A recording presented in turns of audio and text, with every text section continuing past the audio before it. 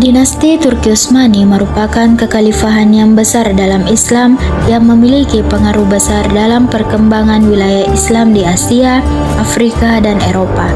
Bangsa Eropa berperan penting dalam perkembangan peradaban Islam, yang dimana peran yang paling menonjol terlihat dalam birokrasi pemerintahan yang bekerja untuk para khalifah Bani Abbasiyah. Independensi dari Khalifah Abbasiyah mulai ditunjukkan lebih jelas oleh dinasti Utsmaniyah pada tahun 1171 sampai 1177 Masehi, Karamonia pada tahun 1296 sampai 1483 Masehi.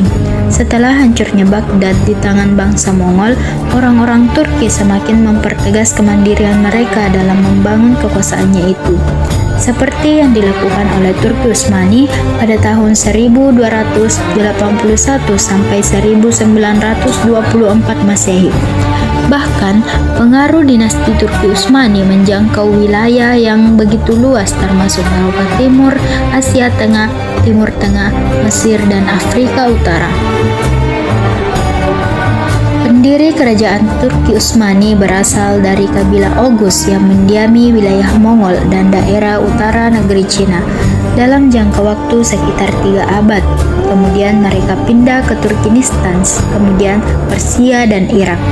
Mereka masuk Islam sekitar abad ke-9 ketika mereka menetap di Asia Tengah. Penguasa pertama adalah Utsman yang disebut dengan Utsman I. Ia menyatakan dirinya sebagai Padishah Al-Utsman atau Raja Besar keluarga Utsman pada tahun 699 Hijriah atau setara dengan 1300 Masehi. Selangkah demi selangkah, wilayah kerajaan dapat ia perluas, kemudian menyerang daerah perbatasan Bizantium hingga menaklukkan kota Dorsa pada tahun 1317 Masehi. Selanjutnya, pada tahun 1326 Masehi dijadikan sebagai ibu kota kerajaan Turki Utsmani. Penaklukan Konstantinopel dimulai pada tanggal 6 April 1453 Masehi. Dengan demikian, pasukan Utsmani di bawah pimpinan Al-Fatih berjumlah 150.000 pasukan dengan senjata-senjata raksasa seperti Baryamba Silika yang dibuat dengan teknologi terbaru pada saat itu. Penaklukan Konstantinopel berlangsung di darat, laut, dan di bawah tanah. Pertempuran darat terjadi di sekitar benteng Konstantinopel, sedangkan pertempuran laut berlangsung di perairan Tanduk Emas. Selain itu, pertempuran bawah tanah dilakukan melalui penggalian terowongan dari pasukan Utsmani untuk meruntuhkan struktur benteng Konstantinopel. Puncak dari penaklukan Konstantinopel terjadi ketika Al-Fatih memutuskan untuk memindahkan kapal perang Utsmani dengan jalur darat untuk menghindari rantai-rantai bawah laut yang dipasang oleh Bizantium Romawi. Dalam semalam, 70 kapal bisa memasuki wilayah Selat Golden Horn yang melakukan serangan secara total ke jantung pertahanan Konstantinopel. Kemudian, pada tanggal 29 Mei 1453, Al-Fatih dengan pasukan Utsmani dapat menaklukkan Konstantinopel secara keseluruhan. Pada masa peradaban Islam di Turki, para pemimpin dinasti Turki Utsmani mengembangkan 4 bidang, di antaranya adalah sebagai berikut. Pertama, bidang pemerintahan dan militer. Para pemimpin kerajaan Utsmani pada masa awal adalah orang-orang yang kuat, sehingga kerajaan dapat melakukan ekspansi dengan cepat dan luas. Kemajuan kerajaan Utsmani hingga mencapai puncak keemasan bukan semata-mata karena keunggulan politik para pemimpin. Masih banyak faktor lainnya yang kemudian mendukung keberhasilan ekspansi itu, yang mana di dalamnya terdapat bentuk keberanian, keterampilan, ketangguhan, dan kekuatan militer yang sanggup bertempur kapan saja. Kedua, bidang ilmu pengetahuan. Peradaban Turki Utsmani merupakan perpaduan macam peradaban seperti peradaban Persia, Bizantium, dan Arab. Dari Persia, mereka mengambil banyak ajaran tentang etika, tata krama dalam istana raja-raja, organisasi pemerintah, dan kemiliteran, sehingga mereka banyak mengambil dari Bizantium. Sedangkan ajaran tentang prinsip-prinsip ekonomi, sosial, dan kemasyarakatan serta keilmuan mereka dapatkan dari orang-orang Turki Utsmani yang dikenal dengan bangsa yang senang dan mudah menerima budaya dari luar. Ketiga, bidang kebudayaan. Dinasti Turki Utsmani telah membawa peradaban Islam menjadi peradaban yang cukup maju pada zaman kemajuannya. Di sini banyak yang hadir tokoh-tokoh penting seperti pada abad ke-16 hingga abad ke-18 seperti Yusuf Nafi yang kemudian bekerja untuk menghasilkan karya-karya sastra. Ia mempunyai ilmu pengetahuan yang dalam puisinya menyentuh persoalan agama, filsafat, roman cinta, dan mistisme. Dan yang keempat, bidang keagamaan. Agama merupakan sebuah faktor penting dalam transformasi sosial dan politik. Seluruh masyarakat digolongkan berdasarkan agama dan kerajaan sendiri yang sangat terikat dengan syariat, sehingga fatwa ulama menjadi hukum yang berlaku. Dan ulama sangat berperan penting dalam kerajaan dan masyarakat. Di antara para penguasa daulah Turki Utsmani yang berperan penting dan membawa kejayaan di antaranya adalah sebagai berikut. Pertama, Muhammad I tahun 1403 sampai 1421 Masehi. Sultan Muhammad I adalah putra bungsu Bayazid. Ia menggantikan ayahnya dan mulai menyusun kekuatan kembali dan memulihkan keadaan Turki Utsmani dari upaya memecah-mecah yang dilakukan oleh Timur Leng. Sultan Muhammad I adalah sosok yang mencintai kedamaian dan ilmu pengetahuan. Kedua, Murad II tahun 1421 sampai 1451 Masehi. Muhammad Murad II menggantikan ayahnya Muhammad I di usia 18 tahun yang kemudian dikenal dengan penyair dan orang yang mencintai ulama. Prioritas ulama dalam perjuangannya adalah merangkul kembali daerah-daerah yang terlepas dari Daulah Utsmani yang sebelumnya, yaitu Asia Kecil, Saloniki, dan Hongaria. Ia membuat istana penguasa bernuansa akademik agar kegiatan ilmu pengetahuan tetap berjalan dan berkembang sesuai dengan perkembangan zaman. 3. Muhammad II Al-Fatih 1451 sampai 1481 Masehi. Al-Fatih merupakan gelar kebanggaannya yang dimana ia berhasil menaklukkan Konstantinopel yang kemudian diangkat menjadi pemimpin Daulah Utsmaniyah di usia 22 tahun. Muhammad II Al-Fatih ini berhasil menguasai Konstantinopel dengan perencanaan dan persiapan yang matang dan luar biasa, sehingga kota Konstantinopel jatuh ke pangkuan umat Islam pada 29 Mei 1453 Masehi. 4. Bayazid II 1481 sampai 1512 Masehi. Bayazid II begitu perhatian dengan pembangunan dan sarana umum dan mencintai dua kota Makkah dan Madinah, sehingga para guru maupun pengajar sangat diperhatikan. Kelima, Salim I 1512 sampai 1520 Masehi. Salim I adalah pujangga yang menulis puisi dalam bahasa Turki dan Persia menggunakan nama Mahlas Selimi, yang kumpulan puisi Persianya masih utuh hingga saat ini.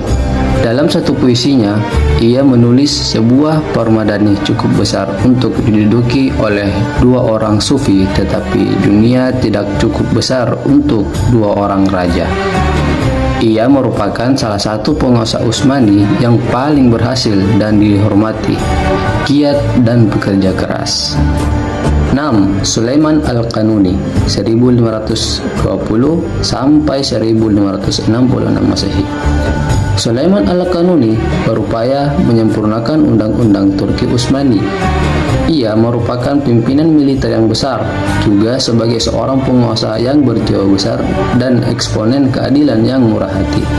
Dalam penaklukannya, menyebabkan kesultanan menguasai kota-kota besar Islam seperti Makkah, Madinah, Yerusalem, Damaskus, dan Baghdad. Dalam pemerintahannya, merupakan puncak kejayaan politik Daulah Utsmani dan puncak keemasan pemerintahan Utsmani yang menjangkau sampai 3 benua sekaligus. Kemunduran dan masa keruntuhannya. Setelah masa kejayaan itu, Turki Utsmani mengalami kemunduran. Dengan mundurnya Daulah Utsmani ditandai dengan kebangkitan bangsa Barat atau Eropa.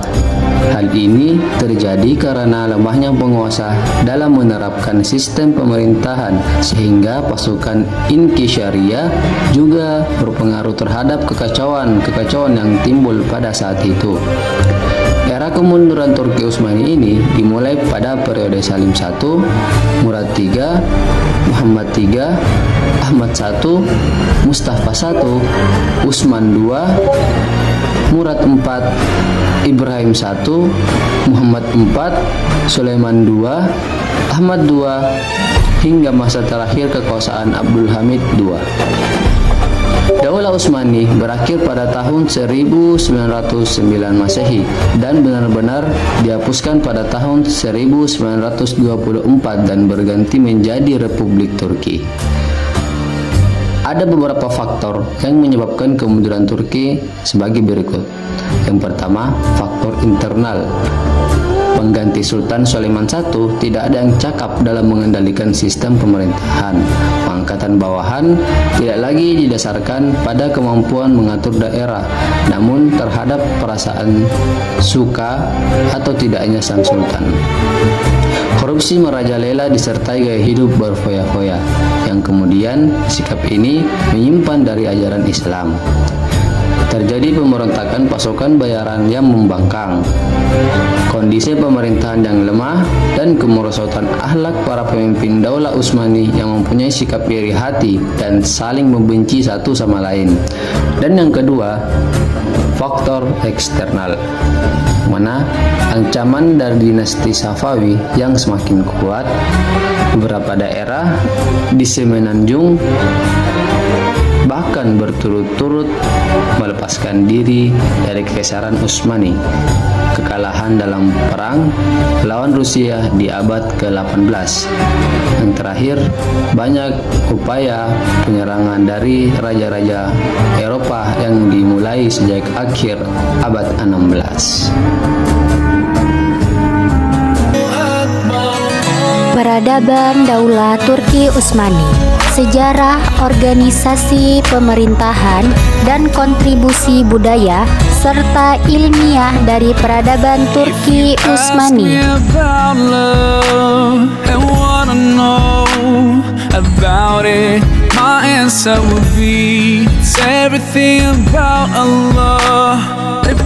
Peradaban Turki Utsmani didirikan oleh Osman I pada akhir abad ke-13.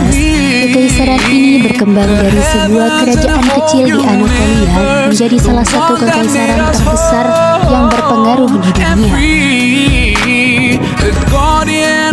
Kekaisaran Turki Utsmani mencapai puncak kejayaannya pada abad ke-16 di bawah pemerintahan Sulaiman yang Agung. Wilayahnya diliputi sebagian besar Eropa Timur, Asia Barat, dan Afrika Utara. Pada masa ini, Turki Utsmani menjadi pusat kebudayaan, ilmu pengetahuan, dan perdagangan, dengan Istanbul sebagai ibu kotanya yang penting. Kekaisaran Turki Utsmani menerapkan sistem monarki absolut, di mana sultan memiliki kekuasaan tertinggi.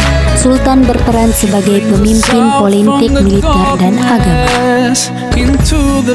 Pemerintahan terdiri dari Sultan Dewan Menteri dan pejabat-pejabat regional seperti gubernur dan wali kota.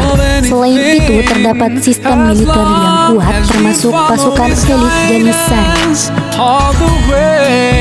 Utsmani menggabungkan hukum Islam dengan hukum adat lokal. Selain itu, rasi pemerintah diatur secara efisien, sistem birokrasi yang tersentralisasi.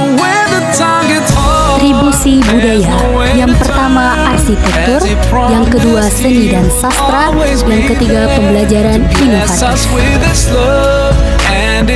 Mari kita simak bersama-sama. Distribusi ilmiah, yang pertama pengetahuan, yang kedua penerjemah, dan yang ketiga perpustakaan.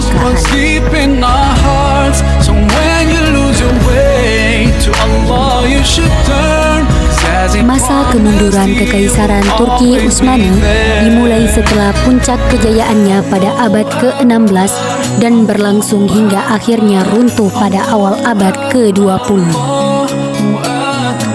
Beberapa faktor penyebab kemunduran Daulah Turki Utsmani. Yang pertama, kekalahan dalam peperangan, yang kedua korupsi pemerintahan, dan yang ketiga ketertinggalan teknologi. Beberapa faktor penyebab kemunduran Daulah Turki Utsmani. Bisa kalian simak bersama-sama gambar di bawah ini.